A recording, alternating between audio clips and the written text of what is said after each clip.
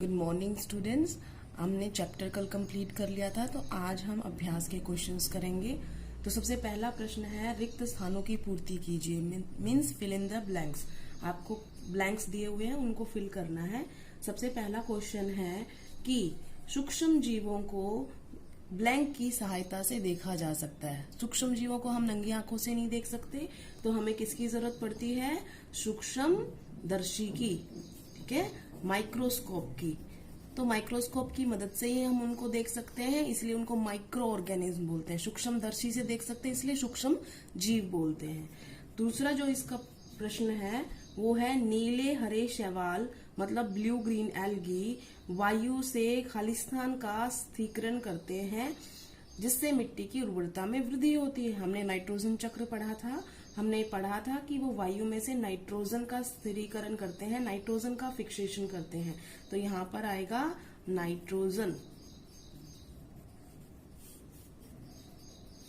अब हमारा तीसरा क्वेश्चन है, अल्कोहल का उत्पादन खालिस्तान नामक सूक्ष्मजीव की सहायता से किया जाता है। तो अगर आपको ध्यान हो, हम यीस्ट पाउडर डालते हैं ऐसे करने में, और आपको बताया भी था, जो यीस्ट होता है वो कन्वर्ट कर देता था ग्लूकोज को इथाइल अल्कोहल और CO2 में। एक श्वसन अभिक्रिया थी ये। तो हम इसमें क्या लिखेंगे? कौन से जीवाणु द्वारा? यीस्ट द्वारा। इंग्लिश में भी उसे यीस्ट ही बोलते हैं बेटा। अब हम बात करते हैं अगले क्वेश्चन की। हैजा खालिस्तान के द्वारा होता है। हैजा जो है वो जीवाणुओं द्वारा होता है। तो हमने फिल इन द ब्लैंक्स में किसके द्वारा होता है वो भरना है। तो हैजा जीवाणुओं द्वारा होता है। जीवाणु को इंग्लिश में हम बोलते हैं बैक्टीरिया। अब अगला क्वेश्चन है हमारा, सही शब्द के आगे निशान लगाइए। सही शब्द कौन सा है? प्रश्न नंबर 2 की बात कर रहे हैं हम। उसने बोला है कि यीस्ट का उपयोग निम्न के उत्पादन में होता है। जो यीस्ट का उपयोग होता है किस चीज में होता है? इसने दे रखा है चीनी बनाने में, हाइड्रोक्लोरिक अम्ल बनाने में, ऑक्सीजन बनाने में या अल्कोहल बनाने में। तो हमारा जो क्वेश्चन है वो क्या है? अल्कोहल बनाने में। उसका आंसर आएगा अल्कोहल बनाने में। अभी थोड़ी देर पहले भी यही आया था, अल्कोहल बनाने में। उसके बाद हमारा अगला है जो ये कह रहा है कि निम्न में से कौन सा प्रतिजैविक है। बेटा प्रतिजैविक किसको बोलते हैं हम? एंटीबायोटिक को। तो एंटीबायोटिक सोडियम बाइकार्बोनेट बिल्कुल नहीं है। सोडियम बाइकार्बोनेट होता है मीठा सोडा, नहीं है एंटीबायोटिक। अल्कोहल नहीं है, यीस्ट नहीं है, एक है स्ट्रेप्टोमाइसिन, ये है। तो ये सेकंड ऑप्शन है। तो ये है स्ट्रेप्टोमाइसिन। इंग्लिश में भी हिंदी में भी बेटा स्ट्रेप्टोमाइसिन ही होता है। तो ये इसका आंसर हो गया, इस पे टिक करना है हमने। अगला है, मलेरिया परजीवी का वाहक है। मलेरिया जो होता है किसका वाहक है? मतलब मलेरिया जो होता है वो प्रोटोजोआ की वजह से होता है, प्लाज्मोडियम की वजह से। तो वो जो है वो मादा एनाफ्लीज मच्छर में ही रहता है। तो उसका वाहक कौन हुआ? मच्छर हुआ, मादा एनाफ्लीज। तो इसका आंसर होगा मादा एनाफ्लीज मॉस्किटो, ठीक है ना। अगला है क्वेश्चन, संचरणीय रोगों का सबसे मुख्य कारक है। संचरणीय का मतलब होता है बेटा इन्फेक्शियस डिजीज, जो फैलती हैं। तो देखो, चींटी से नहीं फैलती, ड्रैगन मक्खी नहीं फैलती, मकड़ी नहीं फैलती, इससे भी नहीं फैलती। तो एक ऑप्शन दे रखा है घरेलू मक्खी। जो मेन रीजन होता है वो घरेलू मक्खी होता है, डोमेस्टिक फ्लाई, घरेलू मक्खी, ठीक है ना। तो ये डोमेस्टिक फ्लाई जो होता है वो इसका आंसर आ जाएगा। उसके बाद हमारा है इसका क्या कह रहा है वो, चीनी को अल्कोहल में परिवर्तित करने के प्रक्रम का नाम है। चीनी को अल्कोहल में बनाने के लिए यीस्ट पाउडर का इस्तेमाल करते हैं, बताया था आपको। और इस प्रक्रिया का नाम क्या होता है? किण्वन। अगर आपको ध्यान हो, फर्मेंटेशन नाम बताया था। तो ये इसका नाम है प्रोसेस का। तो ये हमारे क्वेश्चन हो गए हैं सारे। उसके बाद एक क्वेश्चन कहीं रह गया लगता है। हाँ, ये बेटा च है, डे का हमने छोड़ दिया बीच में। तो जो डे है वो है ब्रेड और इडली फूल जाती है। इसका कारण है, इसका ये कारण है कि उसमें ईस्ट चला जाता है और वो ईस्ट जो है जीवाणु वो बढ़ता रहता है।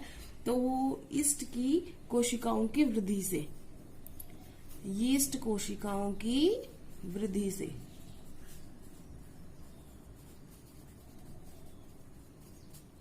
अब अगला क्वेश्चन आते हैं, प्रश्न नंबर 3। उसमें बेटा मिलान करना है कि किसका किसके साथ मिलान करना है। तो आपको दे क्या रखे हैं, जीवाणु दे रखा है, राइजोबियम दे रखा है, यीस्ट दे रखा है, एक प्रोटोजोआ दे रखा है, एक विषाणु दे रखा है मतलब वायरस दे रखा है, और यहां पर दे रखे हैं नाइट्रोजन फिक्सेशन स्थिरीकरण, दही का जमना, ब्रेड की बेकिंग और मलेरिया का कारक।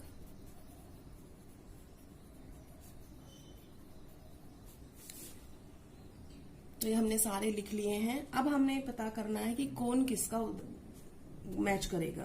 तो कॉलम फर्स्ट में ये थे, तो जीवाणु जो होता है वो किसका कारक होता है, हैजे का कारक। अभी थोड़ी देर पहले पढ़ा था आपने। तो जीवाणु को मैच करना हमने हैजा का कारक से।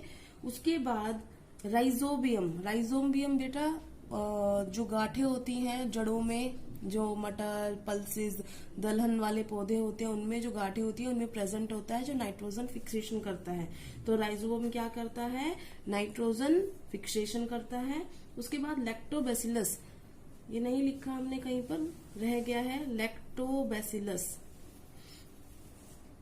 बेटा लैक्टोबैसिलस क्या होता है, लैक्टोबैसिलस एक तरीके से बैक्टीरिया है जो दूध के अंदर लैक्टोज शुगर होती है, लैक्टोज शर्करा नाम की एक शर्करा होती है दूध के अंदर, वो शर्करा को लैक्टिक एसिड में बदल देता है। तो इससे दही जम जाता है। तो दही का जमना किसकी वजह से हुआ, लैक्टोबैसिलस की वजह से। इसके बाद बात कर रहे हैं ईस्ट।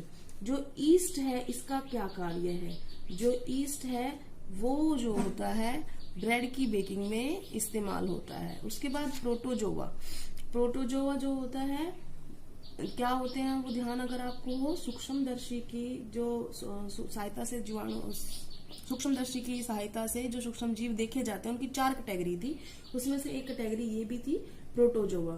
तो प्रोटोजोआ जो होता है वो ज्यादातर बीमारियां होती हैं। अभी थोड़ी देर पहले बताया था जो एनाफ्लीज मच्छर है वो प्रोटोजोआ का कारक है, उसका वाहक है।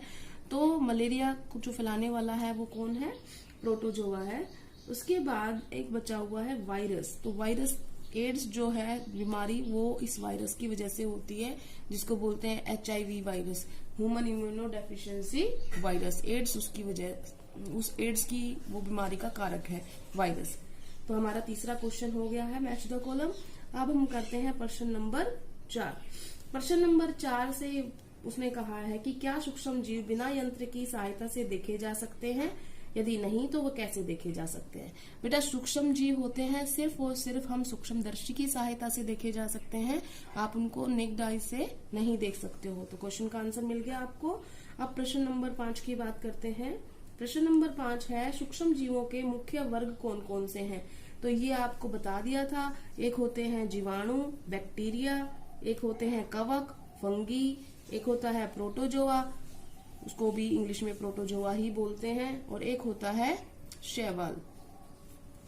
ये माइक्रो ऑर्गेनिज्म की श्रेणी में आते हैं, ठीक है।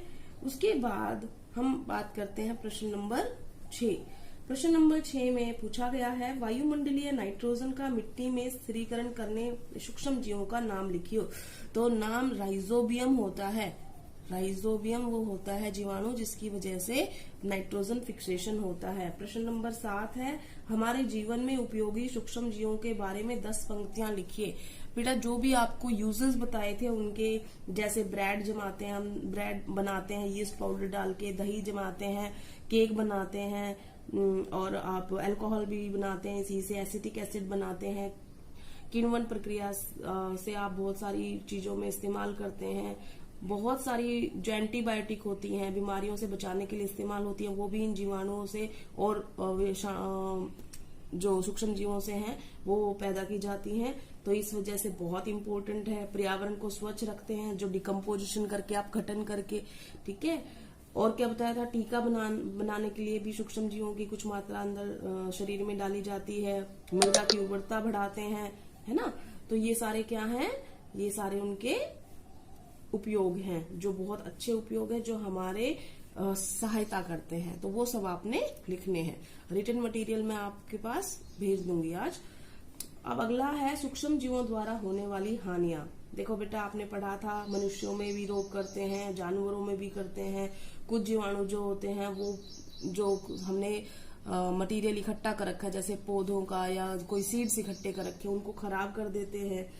जो नाइट्रोजन से जो फिक्स होके हमारी मिट्टी में उर्वरता बढ़ चुकी है, नाइट्रोजन यौगिक बन के, उनको वापस नाइट्रोजन यौगिक से नाइट्रोजन में बदल के वापस कन्वर्ट करके वो उनकी जो उर्वरता है उसको कम कर देते हैं।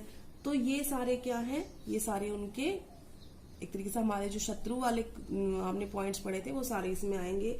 जैसे आपने फूड पॉइजनिंग भी पढ़ी थी, आपने बहुत सारे रोग पढ़े थे, वो सब हमारे किस में आएंगे, इनमें, कि हानियां क्या है। लास्ट क्वेश्चन है बेटा, प्रतिजैविक क्या है। प्रतिजैविक मतलब एंटीबॉडीज, सॉरी एंटीबायोटिक। प्रतिजैविक, प्रतिजैविक, जैविक मतलब बायोटिक और प्रति मतलब एंटी। तो एंटीबायोटिक क्या है और एंटीबायोटिक लेते समय क्या सावधानियां बरतनी चाहिए। बेटा एंटीबायोटिक ये आपको बताया था कि ये हमें या तो जीवाणु या कुछ कवक होते हैं जो अच्छे होते हैं, उनसे कुछ केमिकल्स निकलते हैं, उनको हम ले लेते हैं और अगेंस्ट किसी और बीमारी के इस्तेमाल करते हैं। तो ये जो औषधियां होती हैं ये उन सूक्ष्म जीवों को या तो नष्ट कर देती हैं या उनको स्टॉप कर देती है आगे बढ़ने से। तो एंटीबायोटिक जो होती है वो औषधियां हैं जो बनाई जाती हैं सूक्ष्म जीवों से ही और सूक्ष्म जीवों को ही खत्म करती हैं। तो जैसे अभी आपने पढ़ा था स्ट्रेप्टोमाइसिन, पेनिसिलिन, ये सब क्या है, ये एंटीबायोटिक हैं। और एंटीबायोटिक एक बहुत प्रिस्क्राइब्ड कोर्स होता है। अगर हम बीमार होते हैं तो डॉक्टर हमें देता है, वो हमें कंप्लीट करना चाहिए और कभी भी अपनी मर्जी से नहीं लेना चाहिए कि अब मैं बीमार हो गया तो एंटीबायोटिक ले लेता हूँ। क्योंकि अगर हम ऐसा करेंगे तो अगली बार जब हमें जरूरत पड़ेगी तो प्रतिजैविक अपनी असरदार नहीं होगी, उतना उसका इफेक्ट नहीं होगा, खत्म हो जाएगा उसका इफेक्ट। तो ये आपने क्वेश्चन मुझे सेंड करने हैं आज होमवर्क में। Thank you class.